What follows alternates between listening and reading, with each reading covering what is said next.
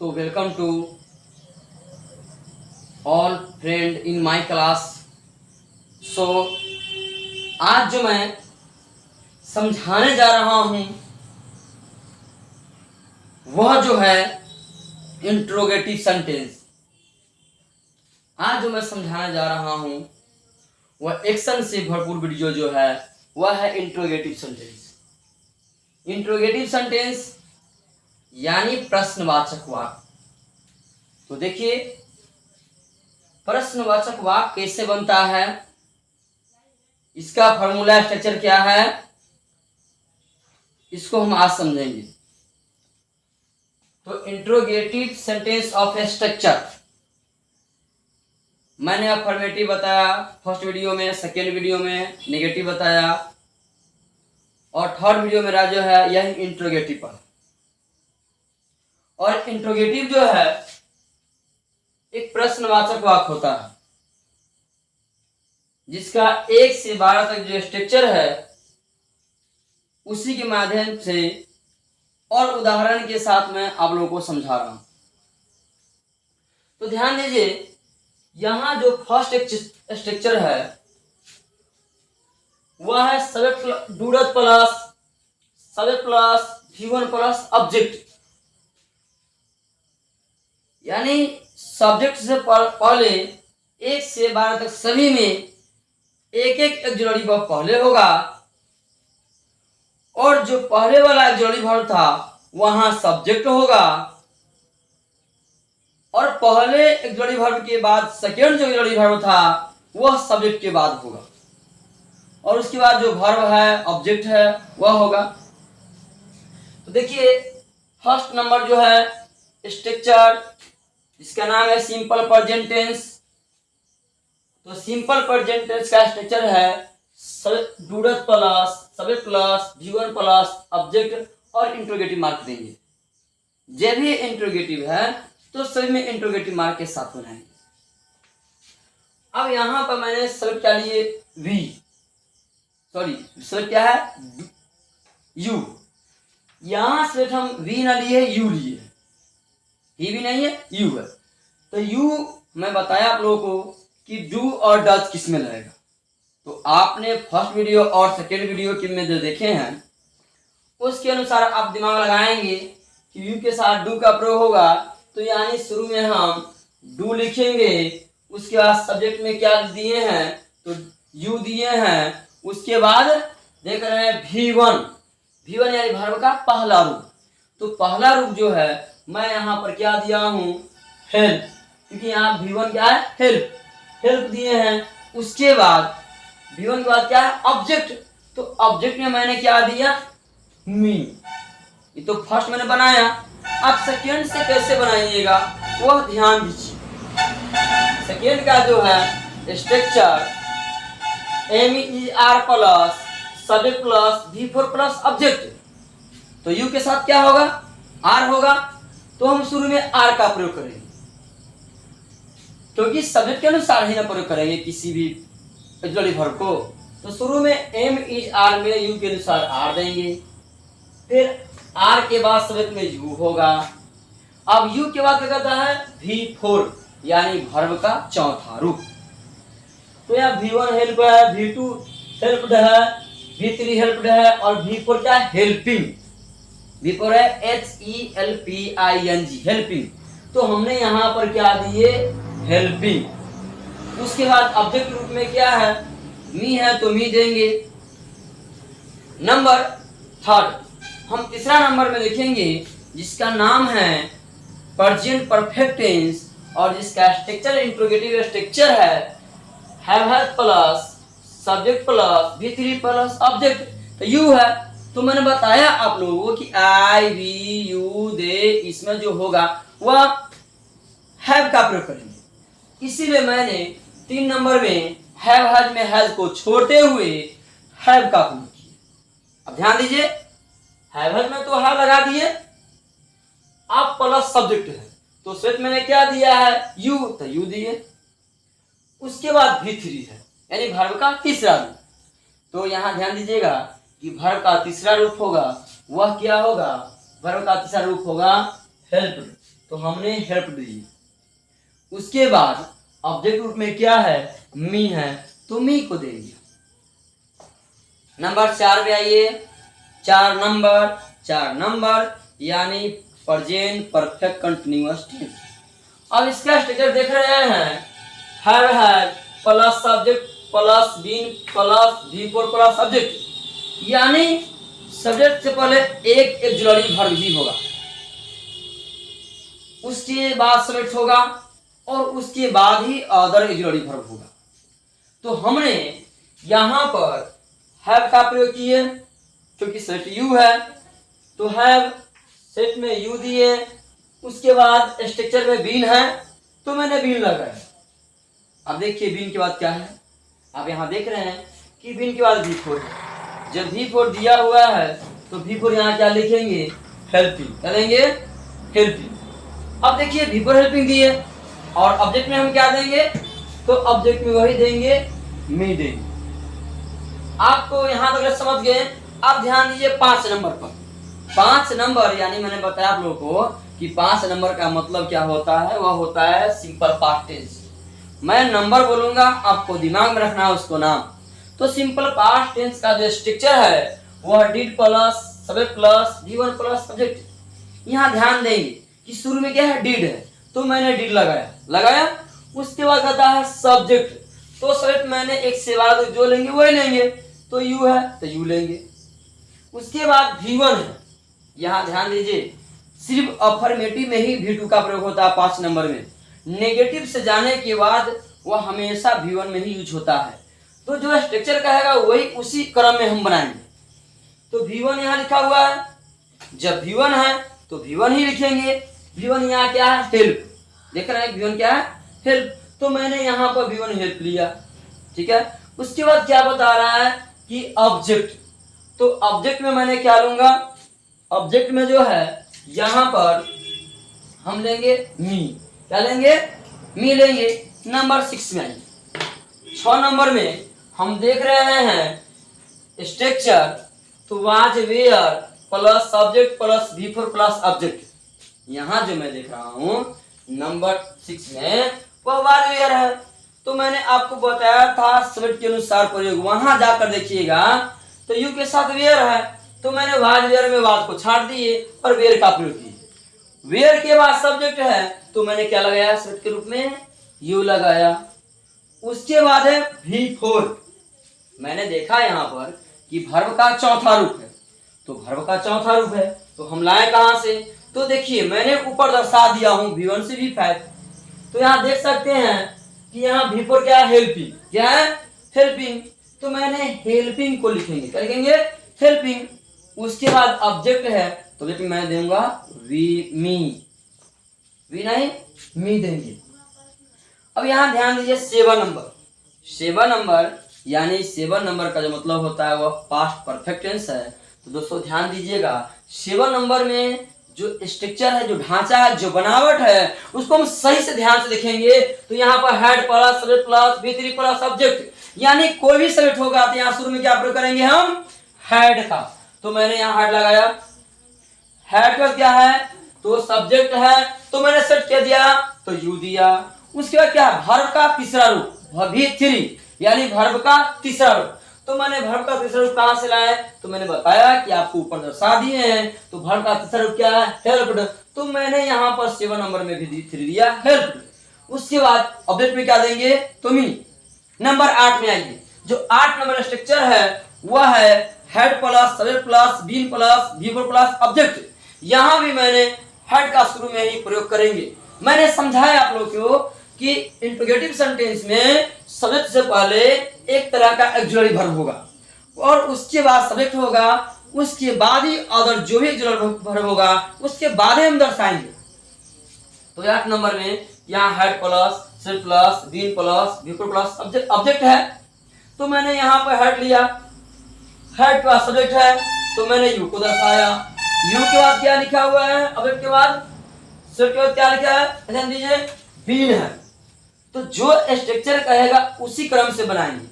जब बीन बोला है सब्जेक्ट के बाद तो मैंने सब्जेक्ट यहाँ पर यू लिया। उसके बाद बीन है तो बीन को ही दर्शाएंगे। न कि डायरेक्ट हम V4 दर्शाएंगे। पहले हम बीन लिखेंगे, बीन को लिखेंगे, उसके बाद V4 का आता है तो वर्ब का चौथा रूप लिखेंगे। तो चौथा देख रहे हैं क्या, हेल्पिंग है, तो मैंने हेल्पिंग को लिखा। फिर ऑब्जेक्ट में क्या दर्शाएंगे, तुमी। अब देखिए 1 से 8 तक समझे। अब हम 9 नंबर बता रहे हैं। 9 नंबर यानी सिंपल फ्यूचर टेंस। तो सिंपल फ्यूचर टेंस का जो स्ट्रक्चर आप देख रहे हैं, इंट्रोगेटिव स्ट्रक्चर, वह shall be plus subject plus V1 plus object है। 9 नंबर का जो स्ट्रक्चर है वह shall be plus subject plus V1 plus object. तो यहाँ पर मैंने बता दिया हूं कि आई और वी के साथ सेल लगाएंगे और बाकी सबके साथ विल।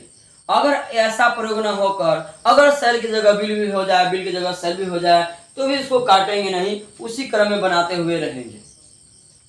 तो मैंने यहाँ पर 9 नंबर में विल लिए, फिर विल के बाद सेट में क्या लेंगे, तो यू लेंगे। उसके बाद यहाँ ध्यान दीजिए V1 कहता है, क्या कहता है, V1 जो कहे वही हम लिखेंगे। तो V1 यहाँ पर क्या है, देखिए हेल्प है, तो मैंने हेल्प को दर्शाया। उसके बाद ऑब्जेक्ट है, तो ऑब्जेक्ट में क्या लिखूंगा, मी। यानी 1 से 12 तक जो ही ऑब्जेक्ट देंगे वही आते रहेगा। अब आइए 10 नंबर। 10 नंबर यानी फ्यूचर कंटिन्यूअस टेंस। तो फ्यूचर कंटिन्यूअस टेंस को आप लोग देख रहे हैं, क्या देख रहे हैं, तो देख रहे हैं कि सेल भी लगा हुआ है प्लस सब्जेक्ट भी लगा हुआ है। सॉरी, हम जा रहे हैं 11 नंबर पर। 10 में देखिए सेल भी लगा है प्लस सब्जेक्ट भी लगा है, उसके बाद क्या लगा है, बी। तो आपको सब्जेक्ट के बाद बी भी लगाना है, उसके बाद V4 लगाना है, फिर प्लस ऑब्जेक्ट लगाना है। तो मैंने सेल में मैंने क्या लगाया, वी लगा दिया। विल के बाद मैंने क्या प्रयोग किया, सब्जेक्ट। सब्जेक्ट यहाँ पर क्या दर्शाया गया है, यू। उसके बाद क्या है, बी। तो क्या लिखेंगे, बी। उसका क्या है, वर्ब का चौथा रूप V4। तो मैंने V4 क्या लिखेंगे, यहाँ देख रहे हैं लिखा हुआ है हेल्पिंग, तो हम लिख देंगे हेल्पिंग। और ऑब्जेक्ट में क्या लिखेंगे, मी। तो आप यहाँ पर जो देख रहे हैं वह 10वां नंबर है इंट्रोगेटिव का स्ट्रक्चर। अब हम 11 नंबर जा रहे हैं। 11 नंबर यानी फ्यूचर परफेक्ट टेंस।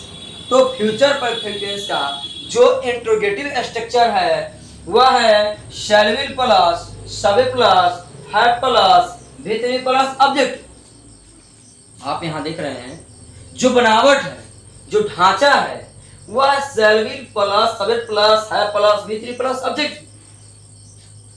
कितना आसान है आप सोच सकते हैं। तो मैंने यहां पर भी लिया, क्योंकि 9 से 12 तक अगर सेल है तो सेल यूज कीजिए, विल है तो विल यूज कीजिए। तो मैंने भी लिया। उसके बाद सेट मैंने क्या दिया, यू दिया। फिर सब्जेक्ट के बाद यहां क्या लगा हुआ है, तो मैंने हैव को दर्शाया। अब हैव के बाद यहां पर ध्यान दीजिएगा कि क्या बता रहे हैं, थोड़ा ध्यान से देखिए। तो यहाँ पे क्या है, तो देख रहे हैं आप लोग कि V3 लगा हुआ है। तो V3 मैंने ऊपर से दर्शाएंगे हेल्प्ड, तो मैंने हेल्प्ड दिया हुआ है, तो हेल्प्ड को दर्शा दिए। फिर ऑब्जेक्ट में क्या देंगे, मी। उसी प्रकार जो 12 नंबर है वह है फ्यूचर परफेक्ट कंटिन्यूअस टेंस। तो देखिए फ्यूचर परफेक्ट टेंस का यहां पर फ्यूचर परफेक्ट कंटिन्यूअस टेंस का जो स्ट्रक्चर है वह है शैल विल प्लस शबे plus have plus been plus V4 plus object. मैंने बता दिया कि अभी क्या, अभी से लेकर अंत तक ले आपको स्ट्रक्चर ही स्ट्रक्चर नजर आएगा। मेरा टेंस से लेकर ग्रामर तक सभी रूल मेरा सिर्फ स्ट्रक्चर पर ही आधारित है। तो मैंने यहाँ पर विल लिया। विल के बाद मैंने क्या लिया, सब्जेक्ट में यू लिया। यू के बाद क्या है, तो हैव दर्शाया। हैव के बाद क्या है, V4 है ना, नहीं, हैव के बाद बीन है, तो मैंने पहले बीन को दर्शाएंगे। बीन के बाद क्या है, V4 है, तब जाके मैं V4 यानी वर्ब का चौथा रूप हेल्पिंग को लिखेंगे। और उसके बाद ऑब्जेक्ट मी है तो मी को दर्शाएंगे। अब देख रहे हैं कि मैंने यहां पर यू लिया है, तो आप भी यू के बदले वी दे कोई सेलेक्ट लेकर कोई वर्ब लेकर आप इंट्रोगेटिव सेंटेंस को बना सकते हैं।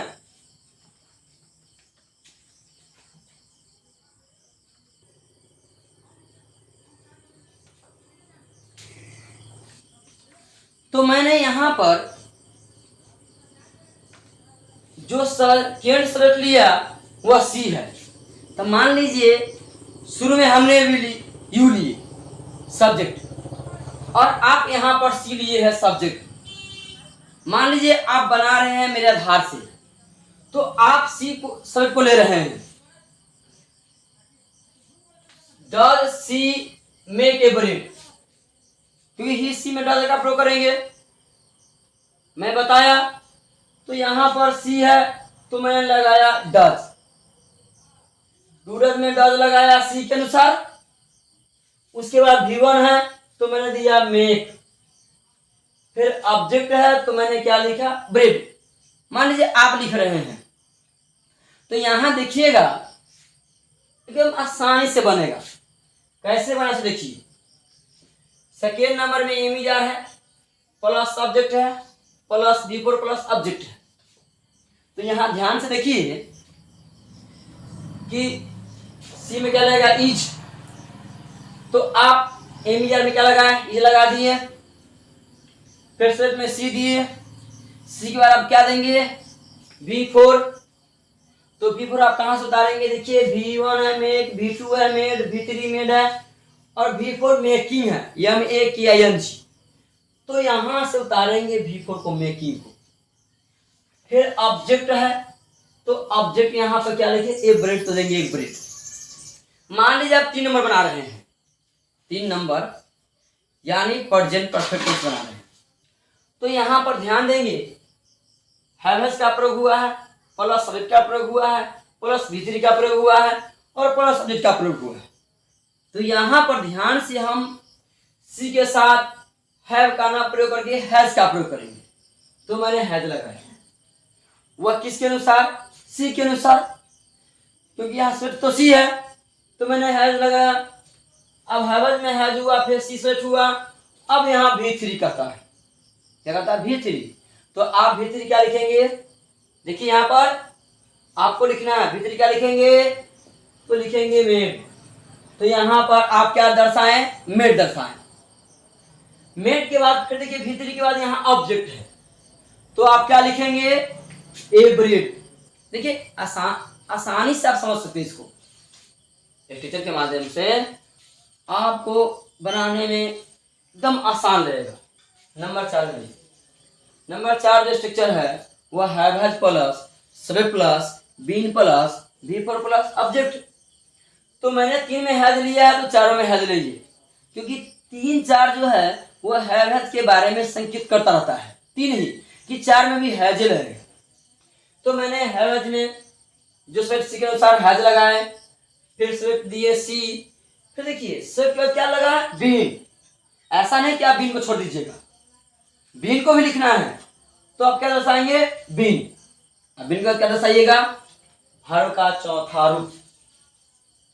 भर होता है V1 V2 V3 V4 V5, तो चौथा रूप चौथा खाली पे। तो चौथा खाली पे ध्यान देंगे, यहाँ पर लिखा हुआ है मेकिंग, तो हम मेकिंग दर्शाएंगे और ऑब्जेक्ट में वही जो शुरू से देते आ रहे हैं यानी ए ब्रेड देंगे। वही 5 नंबर में आइए जो है deed plus V1 plus subject. तो आपने तो यहाँ से लिए है तो 5 नंबर में कोई समस्या नहीं है, चाहे सी हो चाहे ही हो, सब में डीड ही यूज होगा। तो हमने यहाँ पर आपके अनुसार क्या लगा दिए, तो डीड लगा दिए। अब यहाँ पर डीड लगाए, फिर सेट है तो सी दिए। मान लीजिए आप दे रहे हैं, हमने दे रहा, आप लिखे सी। उसके बाद यहाँ V1 है तो आप क्या लिखेंगे V1। आप देखिए ऊपर हम लिख दिए V1 C D5, तो आप क्या लिखिएगा, तो मेक लिखिएगा, ठीक है, मेक भी आप लिखें। उसके बाद ऑब्जेक्ट में क्या दर्शाएंगे, तो ऑब्जेक्ट में ए ब्रेड दर्शाएंगे। तो 6 नंबर हम जो आ रहे हैं, अब समय नाम तो बोलते ही हैं, अब नंबर से भी देखते चलिए। 6 नंबर वाजियर है प्लस सब्जेक्ट है प्लस V4 है प्लस सब्जेक्ट है। तो यहाँ पर 6 नंबर में तो सी के साथ वाज होगा ना कि बियर होगा। मैंने बताया ही सी इट और एक नाउन यानी थर्ड पर्सन सिंगुलर नंबर में सभी के साथ क्या होगा, वाज होगा, वेयर नहीं। तो यहां पर मैंने क्या लगाया वाज। सपोर्टेड, आप ही लगाए आज। उसके बाद सब्जेक्ट है तो क्या दिए आपने, सी। फिर सी के बाद क्या, V4, यानी V4 वर्ब का चौथा रूप। तो V4 हम क्या देंगे, V4 देखिए क्या लिखा हुआ है, मेकिंग, MEKING। तो मैंने यहाँ क्या दिया, मेकिंग दिया। फिर आप क्या देंगे, ऑब्जेक्ट में ए ब्रेड देंगे। तो हम आप बढ़ रहे हैं 7 नंबर में। तो 7 नंबर, 7वां खाली पर जाएंगे आप लोग तो आपको नजर कुछ आएगा, उसका नाम क्या है, तो पास्ट परफेक्ट टेंस। आपको दिखाई देगा कि कैसे इसका खाली है, उसका ढांचा है। तो हेड लगा हुआ है, प्लस भी लगा हुआ है, सब्जेक्ट भी लगा हुआ है, फिर प्लस लगा हुआ है, V3 भी लगा हुआ है, फिर प्लस लगा हुआ है, और अंत में ऑब्जेक्ट लगा है। नहीं, उसके बाद और भी लगा हुआ है, इंट्रोगेटिव मार्क लगा हुआ है। तो इस प्रकार हम क्या लिखेंगे, हेड। यहां सभी शब्द के साथ हेड का यूज करेंगे, एक ही रास्ता है तो आसान है। तो हेड प्रयोग किए, उसके बाद क्या प्रयोग किए, शब्द में सी का प्रयोग किए।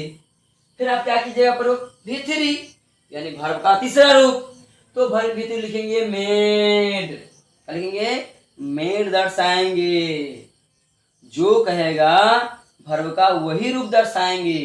तो मैंने मेड दर्शाया। उसके बाद क्या दर्शाएंगे, तो ऑब्जेक्ट के रूप में ए ब्रेड दर्शाएंगे। अब नंबर 8 में आते हैं।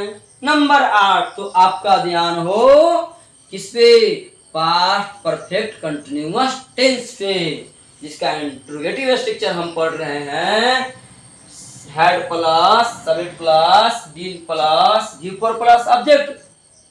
तो मैंने यहां पर हेड लिखा, फिर सब्जेक्ट है तो मैंने सी दिया। उसके बाद ये आप लिखिए, क्या लिखिएगा, सी के बाद बिन दर्शाइएगा, तो ठीक है बिन दर्शा दिए। उसके बाद आप क्या दर्शाएंगे, V4, यानी वर्ब का चौथा रूप। तो यहाँ पर देखिए क्या है, मेकिंग।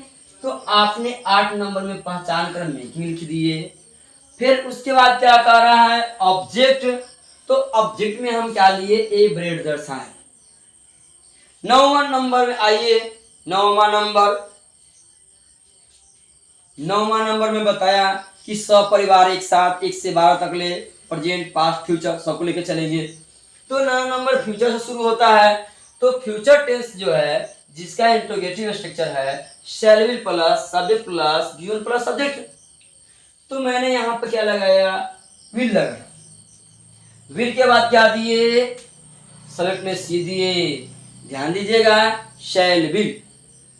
शैल विल हम शुरू से बता रहे हैं कि किसमें शैल होगा, किसमें विल होगा, न होगा। तो जिसमें मन हो शैल लगा दीजिए, जिसमें मन है विल लगा दीजिए। अभी तो मेरा रूल नियम चालू है, बहुत सारे नियम होगा, जहाँ घबराने की बात नहीं है। विल है तो विल लगा दीजिए, काटने की बात नहीं है। अगर शैल है तो शैल लगा दीजिए, काटने की बात नहीं है। तो मैंने यहाँ पे क्या दर्शाया, विल दर्शाया, मैंने आप ही दर्शाया विल। उसके बाद क्या लिखिएगा, तो सब्जेक्ट। सेट में क्या दीजिएगा, सी, न कि यहाँ सब्जेक्ट ही लिख दीजिएगा। कितना विद्यार्थी क्या करते हैं, सर जी बता रहे हैं सब्जेक्ट, तो चलो हम SUV के दर्शा दें सब्जेक्ट को। नहीं, सब्जेक्ट मैंने क्या दिया हूं उसको दर्शाइए। तो यहाँ पर सी शुरू से आ रहा है तो सी को दर्शाइएगा। उसके बाद V1 है, तो V1 यानी वर्ब का पहला रूप है मेक, तो आप लगाइएगा मेक। फिर ऑब्जेक्ट में क्या है, तो ए ब्रेड, तो ए ब्रेड को दर्शाएंगे। वही आइए 10 नंबर, जिससे पहचान कीजिए, उसका नाम क्या है, फ्यूचर कंटिन्यूअस टेंस। और इसका स्ट्रक्चर क्या होता है, shall plus subject plus be plus V4 plus object. तो यहाँ पर मैंने सी के साथ जो प्रयोग बताया 9 से तो 12 तक लगाइए, तो विल लगेगा। तो आपने विल लगा दिए। विल के बाद यहाँ पर क्या है, सब्जेक्ट है, तो आपने सब्जेक्ट में क्या लिखे, सी। और ध्यान दीजिए सी के बाद भी कुछ है, वह क्या है, बी। छोड़ना नहीं है, उसको भी लिख देना है। तो आप क्या लिखे, बी। आप क्या लिखिएगा, तो ध्यान दीजिए, V4 यानी वर्ब का चौथा रूप। तो आप ध्यान देखिए कि V4 कहां से दर्शाएंगे। तो मैंने ऊपर हर में वीडियो में आपको V1 से V5 पहले शुरू में दर्शाता हूं, ताकि आपको मेरी बात को समझने में समस्या ना हो। तो यहाँ पर देखिए V4 है मेकिंग और ऑब्जेक्ट में ए ब्रेड देंगे। 11 नंबर जिसका स्ट्रक्चर है shall plus subject plus have plus V3 plus subject. तो यहां विल लगा दिए, सेट में सेट लगा दिए सी, उसके बाद हैव कह रहा है तो हैव का प्रयोग करेंगे। उसके बाद V3 कहता है, क्या कहता है V3, तो V3 वर्ब का तीसरा रूप क्या रे, ढूंढते रहिए क्योंकि V2 भी मेडे है और V3 भी क्या मेडे है, तो मेड V3 दर्शा देंगे और उसका क्या दर्शाएंगे, ऑब्जेक्ट लिखा है तो ए ब्रेड को हम दर्शाएंगे। आइए 12 नंबर उससे मुलाकात करते हैं, जो कैसे उसका एक पटरी है, मान लीजिए ट्रेन की पटरी, तो कैसा पटरी है, देखिए कैसा फॉर्मूला है, कैसा सूत्र है, कैसा स्ट्रक्चर है, कैसा बनावट है। तो हम देख रहे हैं शुरू में सेल पधार गए हैं, सबसे शुरू में सेल आ गए हैं, क्योंकि कहता है इंट्रोगेटिव सेंटेंस में कि पहले ऑक्सिलरी वर्ब जो है उसको रखो, उसके बाद ही किसी को रखो। जैसे आपके घर पर अच्छे गेस्ट आते हैं तो पहले उसको पूछो, उसी प्रकार यहाँ पर ऑक्सिलरी वर्ब में पहले ही आपको शुरू से अंत तक ले आ चुका है, तो सेल विल में विल को दर्शाएं। उसके बाद क्या दर्शाइएगा, तो स्विफ्ट दर्शाइएगा। तो स्विफ्ट यहाँ पर क्या लिखे, सी लिखे। सी के बाद कह रहा है कि हैव लिखने के लिए, तो मान लीजिए यहाँ पर हैव है तो हैव दर्शा देंगे, नहीं हैव है तो हैव भी दर्शाएंगे, तो हैव लिख दिए। उसके बाद क्या है बीन, तो बीन भी लगा दिए। बजाने वाला बीन नहीं है, यहाँ BWN है बीन, तो मैंने बीन लगाया। उस पर क्या लगाइएगा, V4, तो V4 क्या लगाइएगा, वर्ब का चौथा रूप मेकिंग, तो यहाँ मेकिंग भी लिखे। और ऑब्जेक्ट में कहता है तो ऑब्जेक्ट में क्या कर देंगे, ए ब्रेड, क्या कर देंगे, ए ब्रेड।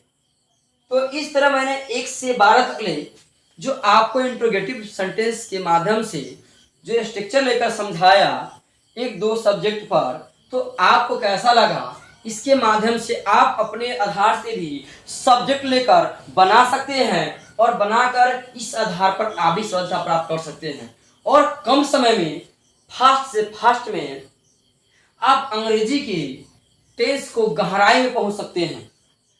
क्योंकि पूरा रूल नियम मैं शुरू से गहराई में लेते जा रहा हूं। मैंने तीसरा वीडियो में जो है इंट्रोगेटिव दर्शाया है, इसका सबका हिंदी में नेक्स्ट आने वाला वीडियो में ही बताऊंगा। वह जब तक सारा अंग्रेजी का टेंस वाला पर स्ट्रक्चर कुछ तक न पहुंच जाऊं तब तक हिंदी नहीं बताया जाएगा। फिर हिंदी पर चलेंगे तो आपको मालूम पड़ेगा कि कितना आसान है। जैसा आपको 1 से 12 तक स्ट्रक्चर से बनाने में कितना आसानी हुआ है, उसी प्रकार आगे भी आपको आसान लगेगा।